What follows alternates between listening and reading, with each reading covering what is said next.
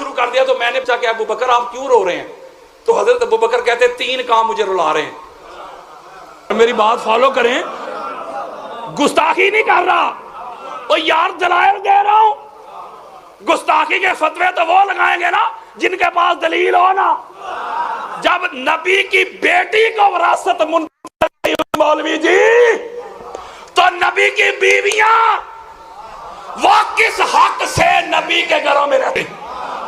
ایک مولوی کہتا ہے حضور نے ان کو ہبا کیے تھے. میں کہا شکر ہے تسی مان جاندے ہو کہ ہبا ہوئے سن. نہیں سمجھے.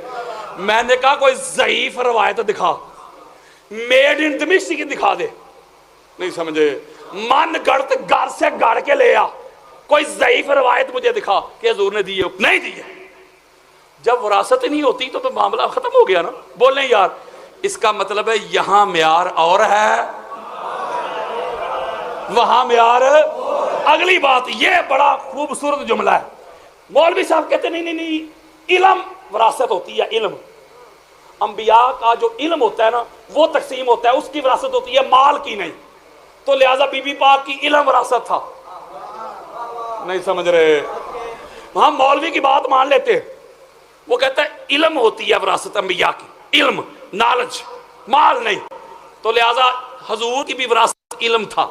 چلو جی گل مک گئی. اس کا مطلب ہے نبی کی وراثت تھا علم. تو وراثت ملتی ہے گھر والوں کو کہ دوست یاروں کو؟ جاگو، دوست یاروں کو ملتی ہے. تو پتہ چلا اگر علم بھی وراثت ہے نا مولوی جی، تو نبی کے علم کی جو وارثہ ہے وہ پاک سیدہ ہے. تو جس کو نبی کا علم ملے ابو بکر سے تو علم زیادہ ہی ہوگا نا. ہوئے ہوئے ہوئے ہوئے. جب بی بی پاک فرما رہی ہیں کہ انبیاء کی وراثت ہوتی ہے، مسئلہ فقط یہ ہے کہ میں ادھر سے آ رہا ہوں، ہم نے 2-3 جگہ پہ ایڈریس پوچھا کسی سے کہ یہ گاؤں کا نام لے کے کدھر ہے. پیچھے کوئی ایک اور بندہ گاڑی والا آ جائے، ذاکر صاحب آ جائے پیچھے سے، یہ ہمیں پوچھیں قادری صاحب وہ ابیالہ نام ہے گاؤں کا، ابیالہ وہاں جانا ہے تو راستہ تو بتا دے. تو میں کہوں گا قبلہ میں تو خود پوچھ رہا ہوں. نہیں سمجھے. انہوں نے دین لیا ہے پوچھنے والوں سے. وہ یار مجھے خود پتہ نہیں، ہو سکتا ہے ان کو ادھر بھیج دوں، جانا ادھر ہے بھیج ادھر دوں. انہوں نے دین لیا ہے پوچھنے والوں سے، دین کے وارثوں سے نہیں لیا. اور اگلی بات بڑی خاص ہے، یہ بھی ہماری کتاب ہے. میں آپ کے سامنے کوئی 150 کتابوں کے حوالے رکھ سکتا ہوں. اگر یہی بات تھی تو پھر حضرت ابو بکر صدیق جو ہیں، حضرت عبد الرحمن بن عوف روایت کرتے ہیں رضی اللہ تعالیٰ عنہ. وہ کہتے جب حضرت ابو بکر بیمار تھے نا، جس بیماری میں ان کا وصال ہوا ہے، وہ کہتے میں گیا ان کی عیادت کے لیے. تو جا کے ان کے پاس بیٹھ گیا. یہ اہل سنت کی کتابیں دے رہا ہوں. پاس بیٹھ گیا تو انہوں نے رونا شروع کر دیا. تو میں نے پوچھا کہ ابو بکر آپ کیوں رو رہے ہیں؟ تو حضرت ابو بکر کہتے 3 کام مجھے رلا رہے ہیں. یاروں میں حضرت ابو بکر صدیق کی بات کر رہا ہوں. وہ کہتے کون سے 3 کام؟ فرمایا ایک تو وہ ہے، کاش، جملہ سنیں، کاش میں عمر بن خطاب کو فاطمہ الزہرا کے گھر نہ بھیجتا، اس کی تلاشی کے. جملہ سنیں تلاشی کے لیے. بے شک ادھر میرے قتل کی پلاننگ بھی ہو رہی ہوتی، نہ بھیجتا. ایک. دوسرا کہتے خالد بن ولید کو مالک بن نویرہ کے قتل کے لیے نہ بھیجتا. 2. تیسرا کہتے بی بی پاک آئی تھی فتح کے لیے، کاش اس کو خالی نہ موڑتا. یہ میں اہل سنت کی کتابیں دے رہا ہوں، شیعہ نہیں. مولوی جی حضرت ابو بکر صدیق تو خود اقرار کر رہے ہیں کہ یہ تینوں کام جو ہیں مس ہینڈلنگ ہوئی ہے مجھ سے، کاش یہ کام میں نہ کرتا. روتے رہے، معافی مانگنے کے لیے جاتے رہے. وہ تو معافی مانگنے کے لیے جاتے رہے، روتے رہے.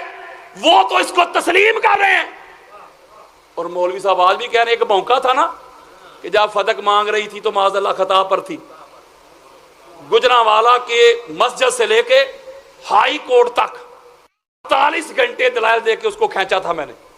آمنے سامنے خطبہ جمعہ ہوتا تھا. جب اہل بیت اطہار پہ کوئی بھونکتا ہے، ملک کی انتظامیہ کو کوئی ان کے کان پہ جونک تک نہیں رینگتی. اور کوئی صحابہ کی گستاخی کرے بھی نہ اس پر ایف آئی آر ہو جاتی کہ گستاخی ہو گئی گستاخی ہو گئی. اس کا مطلب ہے کہ صحابہ کے لیے ان کا معیار اور ہے، اہل بیت کے لیے ان کا معیار اور ہے. یہ ہے اس ملک کی حالت. میں آپ کے سامنے 3 ایف آئی آر لے کے بیٹھا ہوں اور میرے سر پہ قرآن رکھو، کسی کی گستاخی نہیں کی. قرآن پڑھا، حضور کا فرمان پڑھا. ہو سکتا ہے اس گفتگو کو بھی کہیں گے گستاخی ہو گئی. میں کوئی گستاخی کر رہا ہوں، کسی کو گالی دیا، قرآن پڑھ رہا ہوں، حدیث پڑھ رہا ہوں. علم، پوری کائنات میں حضور کے بعد سب سے زیادہ علم اور نالج مولا علی کے پاس ہے نا. بولیں یار، پوری کائنات میں حضور کے بعد جس کے بعد سب سے زیادہ علم، اس کا نام ہے علی ابن ابی طالب. سنو، میں اہل سنت کی کتابیں دے رہا ہوں. اسی طرح عصر کی نماز ہوئی، حضور نے پوچھا بھائی بتاؤ عورت کی سب سے اعلیٰ خوبی کیا ہے؟ ہر صحابی نے اپنی اپنی علمی سطح کے مطابق جواب دیا.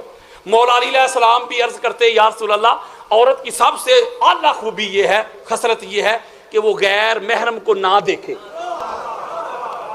حضور علیہ السلام خاموش ہو گئے. بات بڑی خاص ہے، ہاتھ جوڑ رہا ہوں، سادات کے قدم چوم رہا ہوں. حضور علیہ السلام جب خاموش ہو گئے تو مولا علی علیہ السلام پریشان ہو گئے. یا رسول اللہ میرا جواب ٹھیک نہیں؟ آقا علیہ السلام فرماتے ہیں کہ تیرا جواب 100% درست نہیں. مولا علی علیہ السلام بڑے پریشان ہو گئے.